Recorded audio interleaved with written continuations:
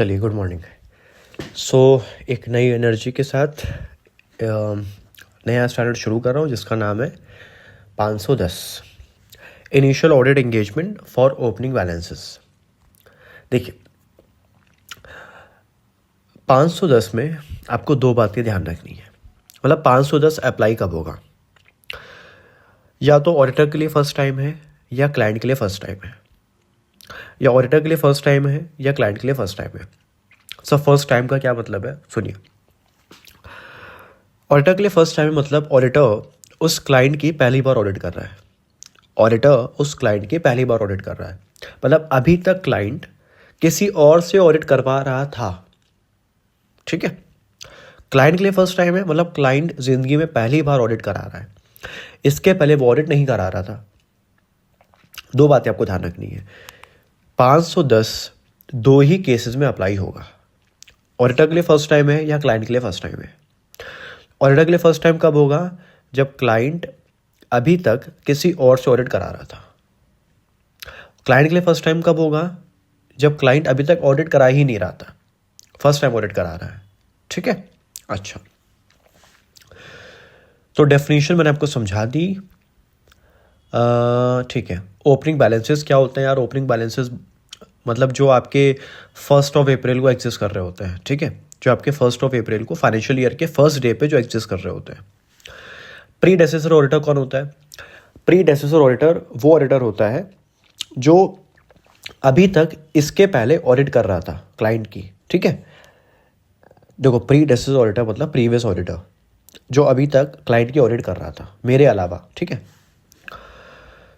Objective क्या है इस पूरे 510 का? दो ऑब्जेक्टिव है। हमें ये चेक करना है और हमें इस बात का एविडेंस ऑब्टेन करना है कि ओपनिंग बैलेंस से कहीं कोई मिस स्टेटमेंट तो नहीं है, और दूसरा कि जो अकाउंटिंग पॉलिसी है वो कंसिस्टेंटली अप्लाई हो रही थी कि नहीं हो रही थी, और अगर कोई चेंजेस है तो आपने उसको अकाउंट फॉर किया है कि नहीं किया है। दो ऑब्जेक्टिव है।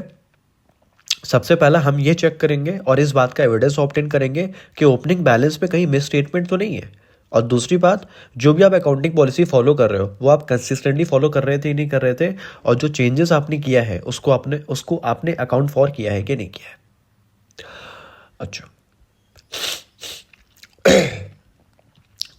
अब हम क्या क्या प्रोसीजर्स लगाएंगे जिससे हम सफिशिएंट एप्रोप्रिएट एविडेंसेस ऑब्टेन कर सकें। देखो, हमें एविडेंस ऑब्टेन करना है ना ओपनिंग बैलेंस के रिगार्डिंग, तो हम क्या क्या प्रोसीजर्स लगाएंगे। तो सबसे पहला हम ये चेक करेंगे कि जो क्लाइंट का क्लोजिंग बैलेंस था, जो लास्ट ईयर का क्लाइंट का क्लोजिंग बैलेंस था, वो सही से ब्रॉड फॉरवर्ड हुआ है कि नहीं हुआ है। सही से ब्रॉड फॉरवर्ड हुआ है कि नहीं हुआ है। देखो, जो क्लोजिंग बैलेंस होगा वही तो ओपनिंग बैलेंस बनेगा ना। तो ब्रॉड फॉरवर्ड ढंग से हुआ है कि नहीं हुआ है। कभी कभी हो सकता है कि जीरो में गलती हो जाती है, कुछ अमाउंट में गलती हो जाती है, कभी कभी हेडिंग में गलती हो जाती है। तो ऑडिटर ये चेक करेगा कि जो ब्रॉड फॉरवर्डिंग हुआ है वो ठीक से हुआ है कि नहीं हुआ है। दूसरा, हम ये चेक करेंगे कि जो अकाउंटिंग पॉलिसी लगी है ओपनिंग बैलेंस में वो सही थी कि नहीं थी। ओपनिंग बैलेंस में जो अकाउंटिंग पॉलिसी लगी है वो सही थी कि नहीं थी। मतलब देखो, लास्ट ईयर का क्लोजिंग बैलेंस ही इस साल का ओपनिंग बैलेंस बनेगा। तो ओपनिंग बैलेंस को अगर मैं चेक कर रहा हूँ, मतलब मैं कहीं ना कहीं ये चेक कर रहा हूँ कि लास्ट ईयर में अकाउंटिंग पॉलिसी ठीक से फॉलो हो रही थी कि नहीं हो रही थी। ठीक है। तीसरा, परफॉर्मिंग वन और मोर ऑफ द फॉलोइंग। उसमें क्या क्या 3 पॉइंट है। सबसे पहला कि अगर लास्ट ईयर ऑडिट हुई थी तो मैं जो फाइनेंशियल स्टेटमेंट की कॉपी है उसको देख लूँगा, उसको चेक कर लूँगा, उसको रीड कर लूँगा। क्योंकि ऑडिट हुई है तो कहीं ना कहीं कुछ ना कुछ ऑब्जर्वेशंस प्रीडेसेसर ऑडिटर ने लिखा होगा, उसको मैं पढ़ लूँगा।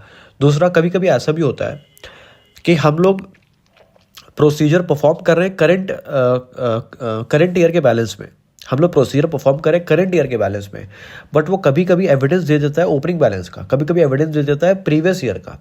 जैसे फॉर एग्जाम्पल, मैं इस साल चेकिंग कर रहा था, ठीक है, और मुझे क्लाइंट के पासबुक में एक अमाउंट दिखा, 50 लाख का क्रेडिट अमाउंट दिखा। तो मैंने क्लाइंट से पूछा कि सर ये 50 लाख की एंट्री कहाँ से आई है, ये 50 लाख रुपए कहाँ से आया है। तो क्लाइंट ने बोला कि ये एक पार्टी है, पार्टी एक्स, ये उसका अमाउंट है। तो मैंने कहा कि आपने उसको कुछ माल बेचा था? तो उसने कहा हमने लास्ट ईयर बेचा था, इसी का पेमेंट आया है। तो मैंने कहा अच्छा। तो फिर मैंने लास्ट ईयर का रिपोर्ट मंगवाया, मैंने कहा लास्ट ईयर का डेटर मुझे लास्ट ईयर का डेटर स्टेटमेंट दिखाइए, तो उसे पार्टी एक्स का नाम ही नहीं था। देखो कायदे से हम लास्ट ईयर क्रेडिट सेल करते हैं तो इस साल पेमेंट आता है, मैं उसमें मना नहीं कर रहा हूँ, बट लास्ट ईयर के डेटर में डेटर का जो स्टेटमेंट है उसमें उसका नाम ही नहीं है। तो मतलब लास्ट ईयर में आपने दो गलती की। सबसे पहला, लास्ट ईयर में आपने सेल रिकॉर्ड नहीं किया होगा, और दूसरा आपने डेटर रिकॉर्ड नहीं किया। अब आप सोचो, हमने ऑडिट प्रोसीजर लगाया इसी साल में है, बट हमें एविडेंस मिल गया लास्ट ईयर का। अब आप सोच के बताओ, अब अगर ये दोनों गलती निकली है तो जो लास्ट ईयर का सेल रहा होगा वो भी गलत रहा होगा, जो लास्ट ईयर का डेटर रहा होगा वो भी गलत रहा होगा। थर्ड पॉइंट है कि हम कुछ स्पेसिफिक ऑडिट प्रोसीजर्स लगाएंगे, कुछ स्पेसिफिक ऑडिट प्रोसीजर्स लगाएंगे।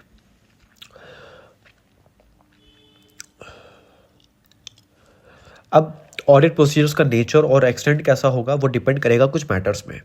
मेरे ऑडिट प्रोसीजर्स का नेचर और एक्सटेंट क्या रहेगा वो डिपेंड करेगा कुछ मैटर्स में।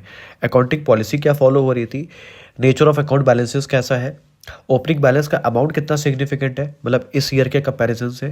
जैसे मान लीजिए ओपनिंग बैलेंस है 50 लाख का और करंट ईयर का ट्रांजैक्शन ही हुआ है 30 लाख का, तो कहीं ना कहीं ओपनिंग बैलेंस का अमाउंट काफ़ी सिग्निफिकेंट है। और क्या लास्ट ईयर ऑडिट हुई थी कि नहीं हुई थी। तो ये चार मैटर्स हैं जो डिसाइड करेगा कि मेरा नेचर और एक्सटेंट क्या होगा ऑडिट प्रोसीजर्स का। और ऑडिट प्रोसीजर लगा क्यों रहे, ताकि हम एविडेंस ऑब्टेन कर सके रिगार्डिंग ओपनिंग बैलेंस। क्या क्या मैटर्स है, अकाउंटिंग पॉलिसी क्या फॉलो हो रही थी, नेचर ऑफ अकाउंट बैलेंसेस कैसा था, अमाउंट का सिग्निफिकेंस कैसा था, मतलब अमाउंट का होता ना वॉल्यूम कैसा था, और लास्ट में ऑडिट हुई थी कि नहीं हुई थी। और अगर ऑडिट हुई थी तो मैंने आपको पहले ही समझा रखा है कि मैं जो copies of audited financial statement है वो चेक कर लूँगा, ठीक है। उसमें क्या क्या ऑब्जर्वेशन है, क्या क्या रिमार्क्स है, वो सब चेक कर लूँगा। नेक्स्ट है कंसिस्टेंसी ऑफ अकाउंटिंग पॉलिसी। देखिए मैं चेक करूँगा कि अकाउंटिंग पॉलिसी कंसिस्टेंटली अप्लाई हो रही थी कि नहीं हो रही थी, ठीक है। और अगर नहीं हो रही थी तो आपने जो चेंजेस है उसको अकाउंट फॉर किया है कि नहीं किया है। और अगर आपने अकाउंट फॉर नहीं किया है या आप कंसिस्टेंटली अकाउंटिंग पॉलिसी को अप्लाई नहीं कर रहे हो तो मैं क्वालिफाइड कर दूंगा अपनी ओपिनियन को। दो बातें, मैं चेक करूंगा कि अकाउंटिंग पॉलिसी आप कंसिस्टेंटली अप्लाई कर रहे थे कि नहीं कर रहे थे, ठीक है। नहीं कर रहे थे तो आपने जो चेंजेस है उसको अकाउंट फॉर किया कि नहीं किया, और आप उसको अकाउंट फॉर भी नहीं कर रहे हो तो मैं अपने ओपिनियन को मॉडिफाई कर दूंगा, ठीक है।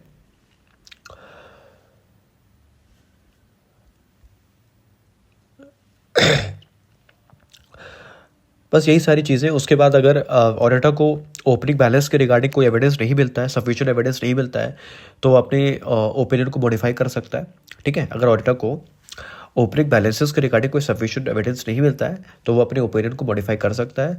और बाकी अगर उसको लगता है कि ओपनिंग बैलेंस में कोई मिसस्टेटमेंट थी जिसकी वजह से करंट ईयर का डेटा इम्पैक्ट हो रहा है, ठीक है, तो और इस मिसस्टेटमेंट की इस मिसस्टेटमेंट का इफेक्ट हमने अकाउंट फॉर नहीं किया है तो ऑडिटर मॉडिफाई कर देगा अपनी ओपिनियन को। देखिए मैंने दो बातें आपको कही। सबसे पहला, अगर ऑडिटर को ओपनिंग बैलेंसेस के रिगार्डिंग कोई सफिशिएंट एविडेंस नहीं मिलता है, ठीक है, तो वो क्वालिफाई कर देगा अपनी ओपिनियन को। दूसरा, ऑडिटर को लगता है कि इस साल का डेटा सही है बट लास्ट ईयर का डेटा गड़बड़ था, उस वजह से इस साल का डेटा पे इफेक्ट आ रहा है, ठीक है, और जिसका इम्पैक्ट क्लाइंट ने नहीं दिखाया है, ठीक है, जिसका इम्पैक्ट क्लाइंट ने नहीं दिखाया है। क्लाइंट को बताना चाहिए था कि लास्ट ईयर में ये गलती हुई थी, इसका एडजस्टमेंट करना हम लोग भूल गए थे और इसी वजह से इम्पैक्ट आ रहा है। क्लाइंट ने नहीं बताया तो हम क्या करेंगे, मॉडिफाई कर देंगे, क्योंकि करंट ईयर का डेटा ठीक है, बट अगर आप सोचो ना, अगर करंट ईयर का ओपनिंग बैलेंस ही गड़बड़ है, भले ट्रांजैक्शन इस साल की एकदम सही है लेकिन क्लोजिंग बैलेंस तो गलत आ जाएगा ना। क्लोजिंग बैलेंस बनता कैसे, opening balance plus transaction during the year. Transaction during the year एकदम सही है बट ओपनिंग बैलेंस ही गड़बड़ है, तो क्लोजिंग बैलेंस गड़बड़ हो जाएगा। तो हम क्या कर देंगे, ओपिनियन को मॉडिफाई कर देंगे। तो ये दो केसेस है, ठीक है। तो ये था आपका ऐसे 510, छोटा सा था, फटाफट खत्म हो गया। नेक्स्ट जो मेरा ऑडियो बनेगा वो बनेगा 550 रिलेटेड पार्टीज, ठीक है। तो होपफुली आपने रिटेन किया होगा, और छोटा सा स्टैंडर्ड है, आप 2-3 बार इसको सुन लीजिएगा 1.5 पे, ठीक है, तो हो जाएगा आपका, बस और ज़्यादा कुछ नहीं है इसमें। चलिए ठीक है, यहाँ मैं अपना ऑडियो कंक्लूड कर रहा हूँ। नेक्स्ट जो ऑडियो बनेगा वो बनेगा 550 रिलेटेड पार्टी। चलिए ठीक है, थैंक यू।